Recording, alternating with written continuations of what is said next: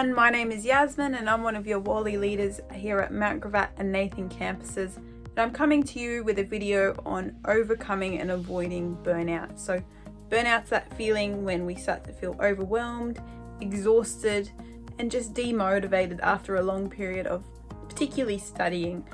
So today, 3 tips helping you to try and overcome and avoid burnout.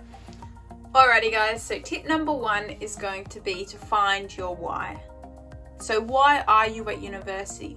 What do you aim to achieve from being here at university? As an example, I'm going to use my own experiences. So I came to university because I wanted to be a teacher. That was my why. That's why I signed up on that first day. I put myself through this degree and I've committed 4 years of my life to this degree because I want to become a teacher. So that was my why. And so to help develop that why, that's going to help us build that intrinsic motivation and avoid burnout. I've really looked at ways of connecting the skills and assignments and tasks that I'm doing at university to that why. So why am I wanting to be at university, and how do these skills and tasks and activities that I'm taking part in contribute to me reaching that why? Alrighty guys, so tip number 2, learn how to say no. So like I said, burnout really is about stress, feeling overwhelmed and exhausted. And the reason that sometimes happens is we really overload ourselves. I know a lot of us have this real tendency to say yes to everything, and it is so common, and I know it's a real trait that I see amongst a lot of my friends as well as in myself.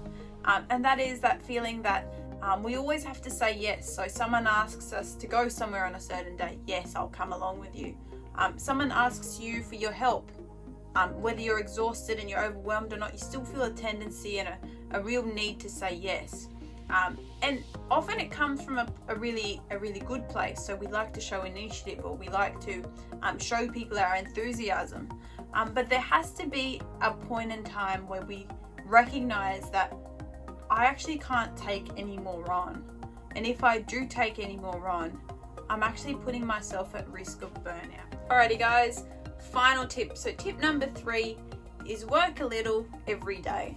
So burnout, it's really associated with stress. And as university students, I think we all know, we often cram, we all try to get things done right at the end.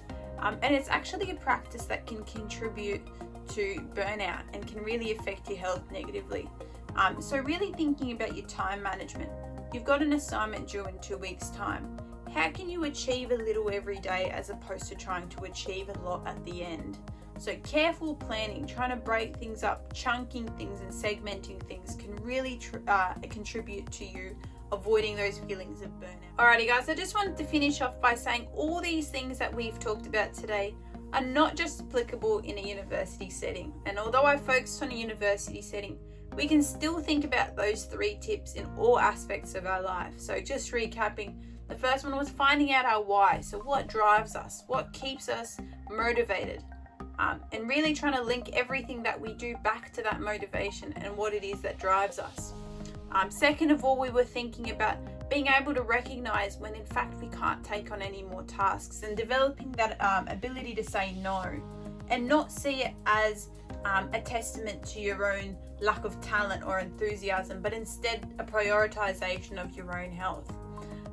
Third of all, it's that idea of chunking our big tasks and trying to de-stress by planning ahead and putting in schedules that take away those elements that contribute to burnout.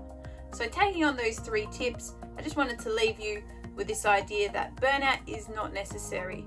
And yes, we might all feel it because we are human beings and we don't operate like clockwork, and often those 3 tips don't happen, myself included.